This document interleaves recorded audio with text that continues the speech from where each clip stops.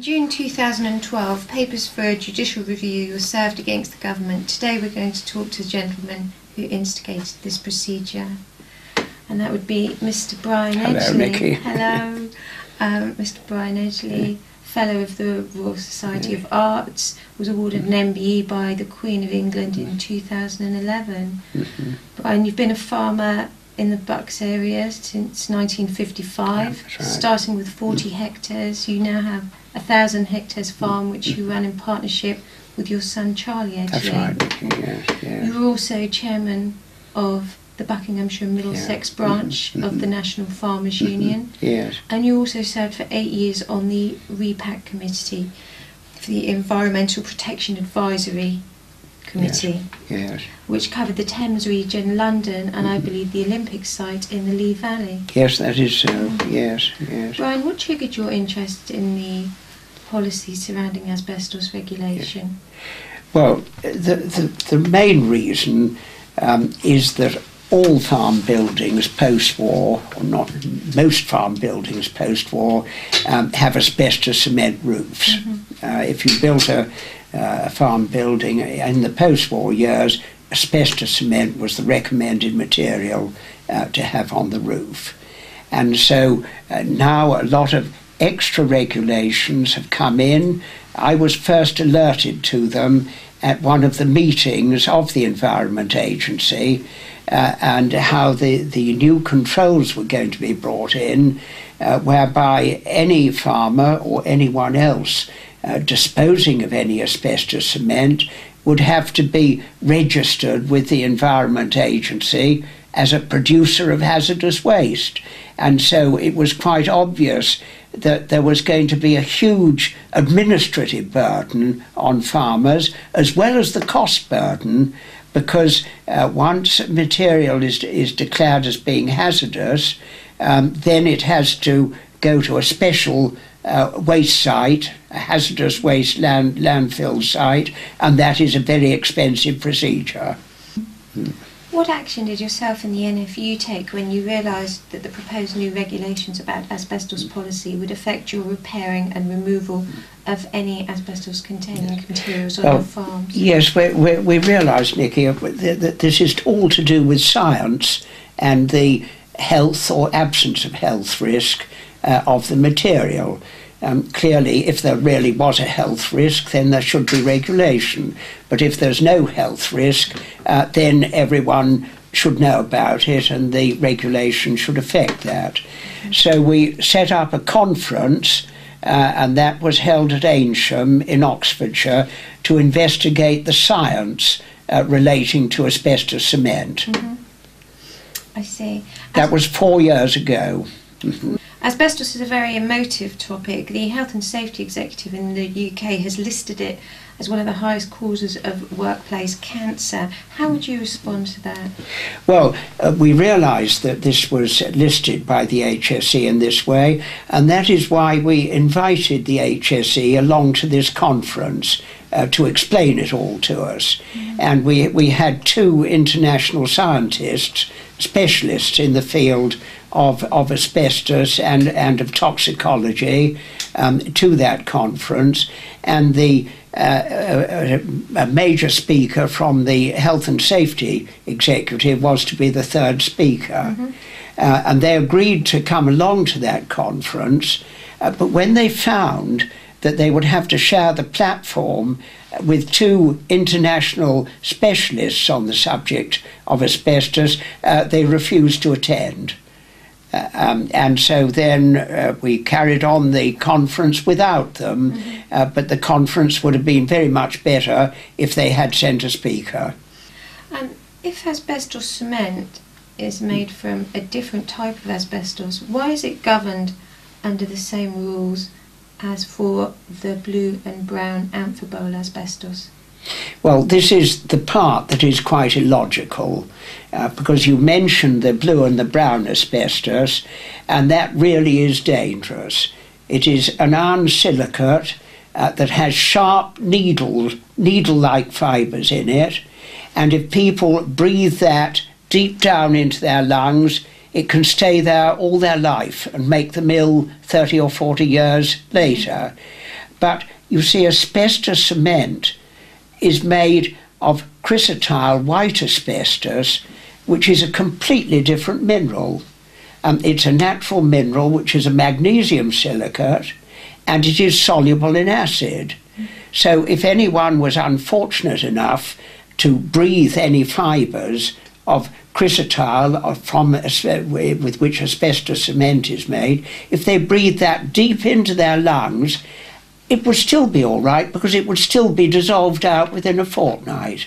Whereas the dangerous kind of asbestos, the sharp needles would be in their lung for all their life. So there's a huge difference between the dangerous blue and the brown asbestos and the safe or the white asbestos, which the way we always put it is, it has no measurable risk to health.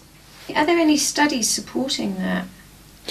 Yes, there are, and the principal one, and this was very interesting because it took us some time to find the major report on this, which was a risk assessment carried out by the English Health and Safety Laboratories for the Health and Safety Commission. A very, very official document. Now, I have some charts showing this. May I show them to you? Yes, I've got them just here. Now, if we look at the first of these, this is the heading of the paper. It's a 22-page paper by the Health and Safety Commission, published in 2006. A highly official paper with open government status, and it has two authors, a paper by Kevin Walkin and Jeff Lloyd. Now, Kevin Walkin subsequently attended a small meeting organised by the NFU, by the National Farmers Union, that is in London. There were about 6 or 7 of us at the meeting, and the subject was entirely about asbestos, but he never mentioned at that meeting that he was the author of this very paper. And then, of course, we realised something very strange was going on. Why would such an expert on this subject, Dr. Kevin Walkin, write a paper on it and yet not talk about the paper when he came to a meeting about it?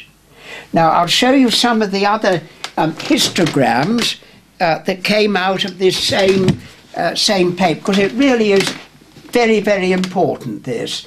The first chart shows risk factor by fibre type. It shows that the chrysotile, generally known as blue asbestos, is enormously dangerous. The brown asbestos, otherwise known as amosite, is moderately dangerous, but the danger from chrysotile, white asbestos, or asbestos cement, is insignificant. At this time, this chart showed it as being a 500-fold difference between the two. Unmeasurable risk. Now, the actual asbestos that's in use in the country, nearly all of it is the white asbestos. Blue asbestos was banned over 30 years ago because everyone realised it was dangerous.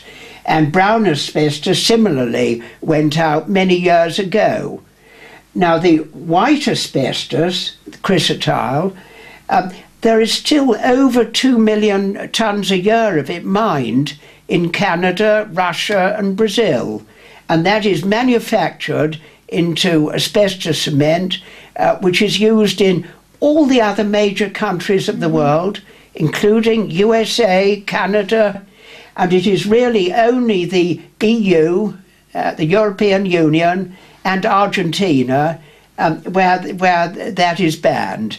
And the reason it is banned appears to be because scientists responsible for the regulations in the EU and Argentina have mixed up the two different types of asbestos, and they've treated the white asbestos with no measurable risk to health the same as the really dangerous blue and brown. Now we get to the bottom chart here, and you can see that despite the huge amount of white asbestos in use, because it's so little risk from it, the overall risk caused by all the white asbestos cement and products of that sort is insignificant. Whereas of the blue and the brown, despite the small quantities of it, the risk from the remaining ones, and that was used in things like old-fashioned boilers, the fluffy kind of asbestos in old-fashioned boilers, and it was used in World War II a lot. It was used in World War II gas masks and in tanks and in shipping. And in those, the tanks and shipping, you see, the blue and the brown asbestos was so useful because it's insoluble in acid. And so in a ship's engine room, it didn't get dissolved out by the acid, and it was really good. So that's what makes it so dangerous? Yes, it makes it so dangerous because if it gets in the human lung, there it stays. So if that is the general subject, now if we look at some of these other charts, because this HSC 0655 paper, it is really important, and this is our own government's risk assessment of the whole subject, which unfortunately the present members of Parliament, many of them, seem to have lost sight of this, and they were misled on this in the 1990s by a debate in the House of Commons where the two types of asbestos were all treated as though they were all the same. Do you see? So now if we look at this one, this is comparison of risks for different asbestos-containing materials. The risk from spray and insulation, soft insulation and sprays is a huge risk. 1,903 deaths per million. Very dangerous indeed. Asbestos insulating board, also quite dangerous. These other things, which include asbestos cement, no measurable risk to health at all. And we have one of them, TCs, which is textured coatings. That's materials like Artex, you know, which used to plaster walls in people's houses, and in a lot of council houses. That one was actually taken out of the government regulations a few years ago.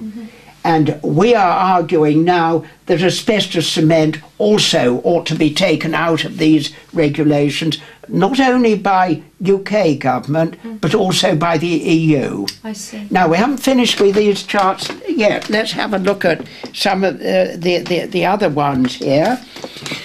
This is the annual risk of death in the workplace, how likely you are to get killed at work. And it is the annual risk of death per million workers. So spray and other insulation, that is sprays containing asbestos, blue and brown asbestos, enormously dangerous. And the same as asbestos insulation boards, very, very dangerous indeed.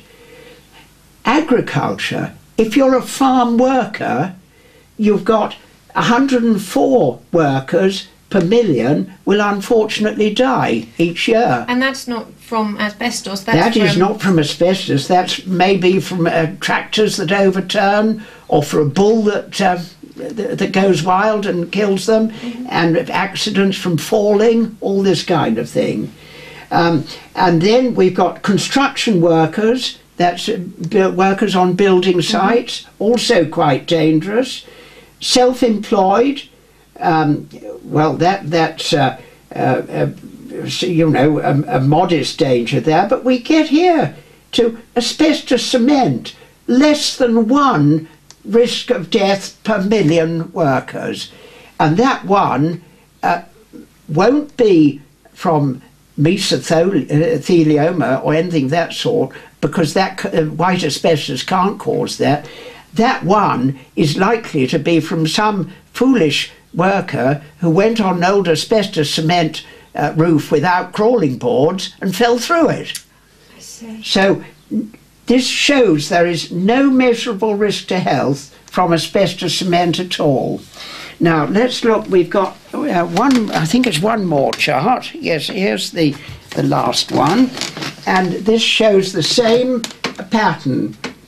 This is if a worker is removing asbestos containing materials for 10% of their time from the age when they're 20 until the age of 40, for 40 years.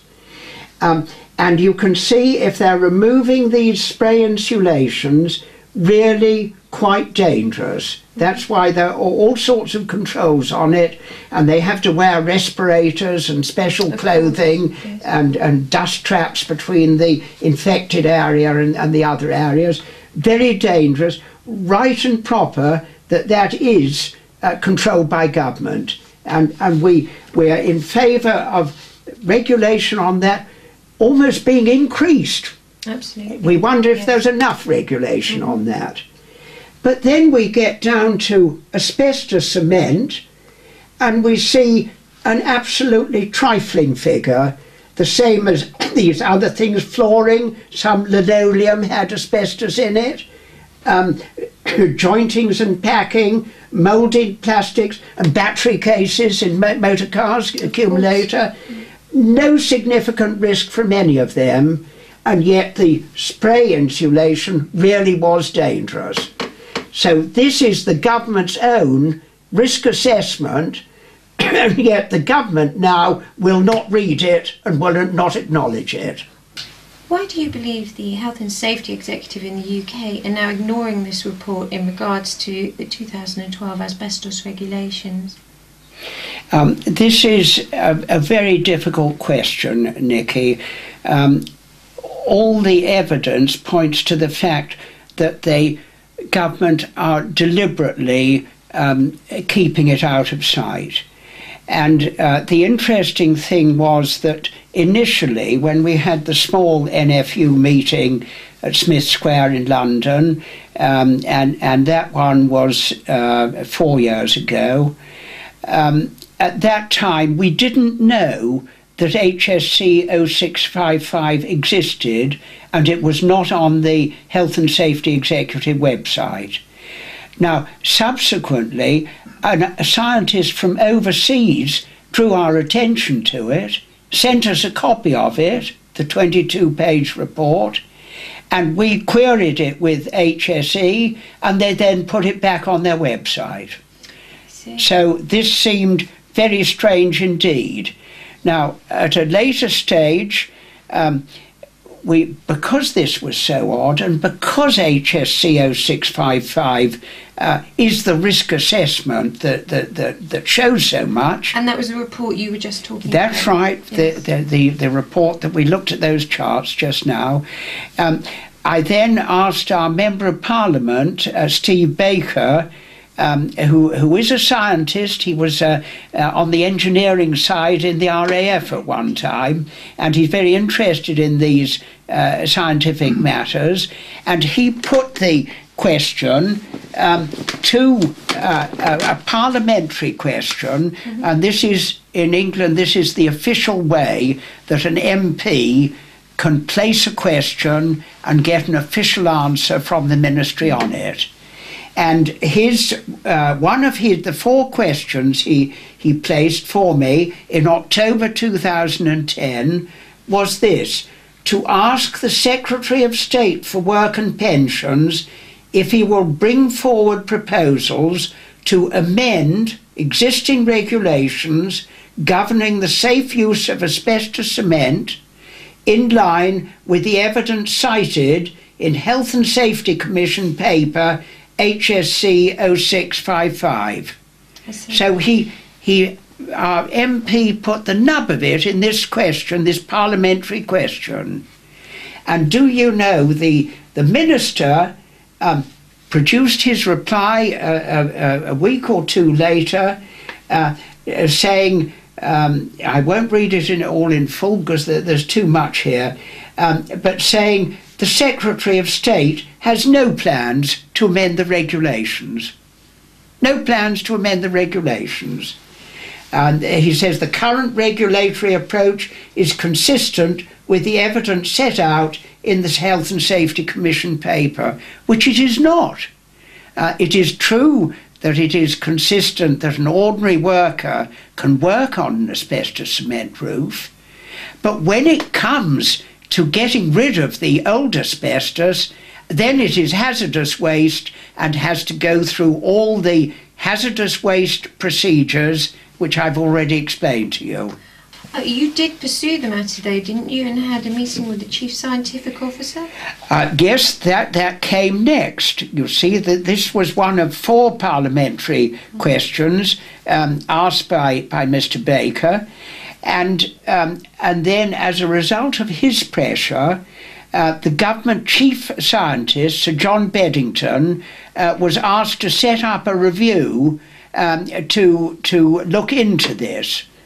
And for that review, I took this very seriously indeed, because for that review, I submitted a letter to Sir John Beddington with all of these annexes, 25 different annex papers, and all of these, Nikki, were to do with the science of asbestos cement and the danger to health. Do you know, the government chief scientist, and I handed this to his executive and his assistant up at Westminster at the Government Office for Science. I was never sent a formal acknowledgement, even though I handed it to his executives. And in Sir John's report, which he submitted to the Secretary of State a month or two after the review, when he compiled it, there was an annex of papers showing all the papers that had been studied and put to the review panel, and there was no mention of HSC 0655 at all. So not only did I get no acknowledgement, I wasn't shown as being one of those who submitted evidence, and I also know of international scientists who submitted evidence which was not included.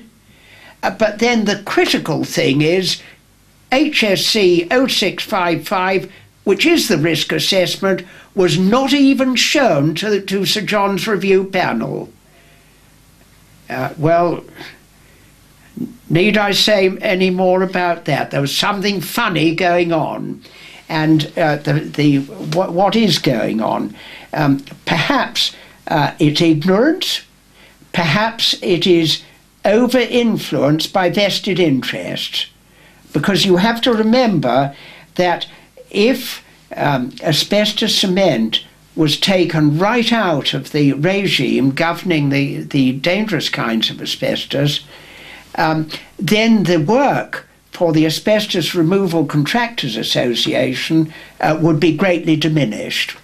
I see. And there's another category of persons who have a huge vested interest, and that is all the health claim lawyers. And many of those originate from America.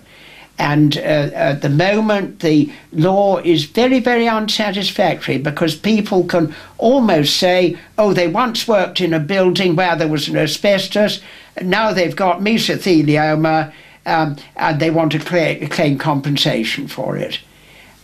Without justification at all, and quite ignoring the fact that 90 or 95% of asbestos is asbestos cement with chrysotile, white asbestos, and that cannot cause mesothelioma. There have been many scientific papers showing that white asbestos is not the cause of mesothelioma.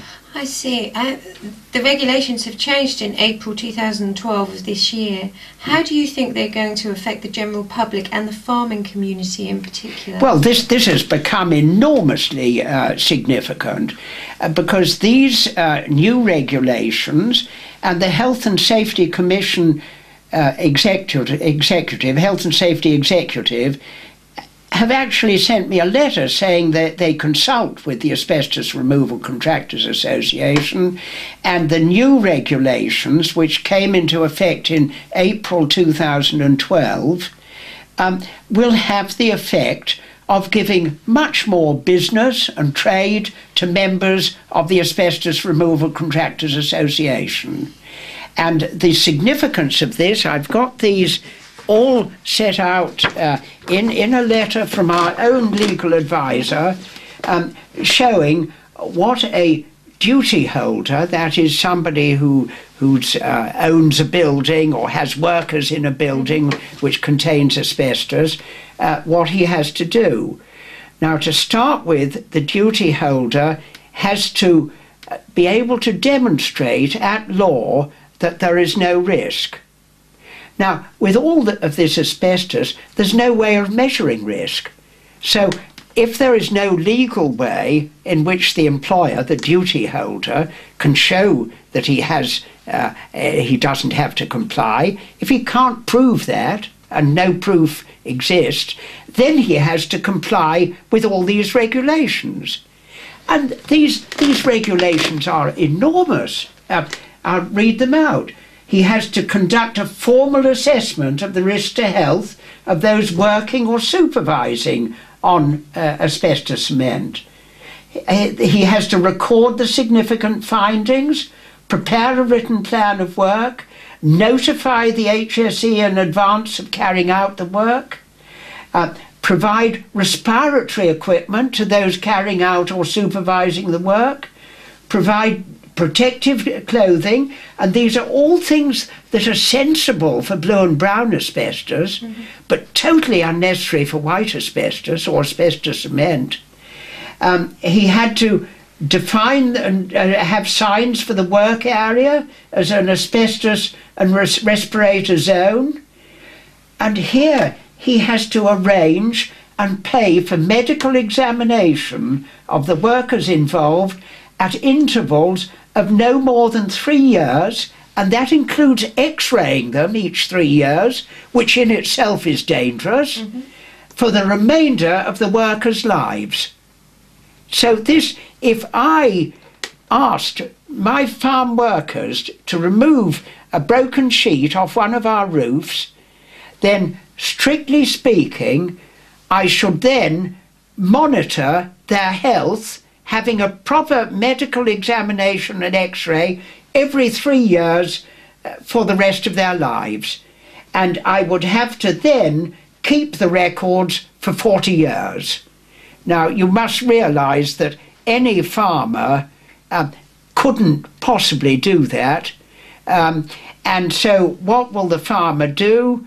He will say, well, the regulatory burden is so great, the only sensible thing is to go to a member of the Asbestos Removal Contractors Association, where they will have all their office and archive records to do all this health monitoring.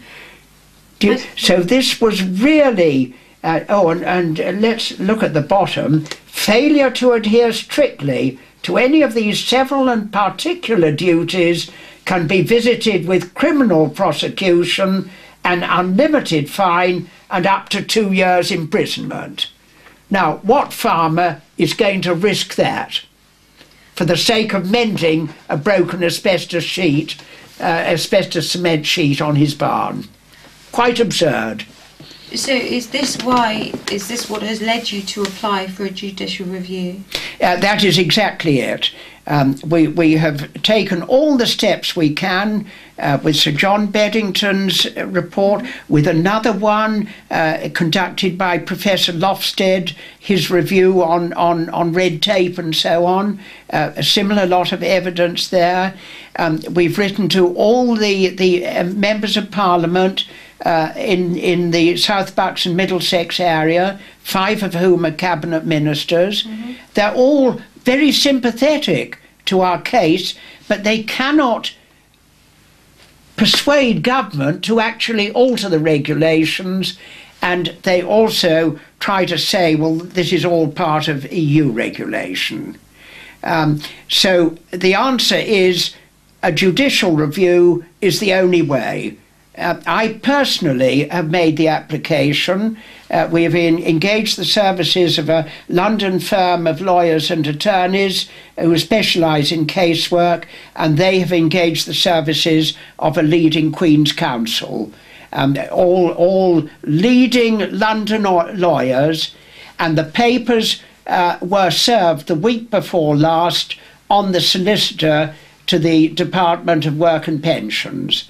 And the respondent to this will be the Minister for Work and Pensions. And although I put this in my own name, this was the only way of getting it going within the 3 months of the new law coming in, you see, in April.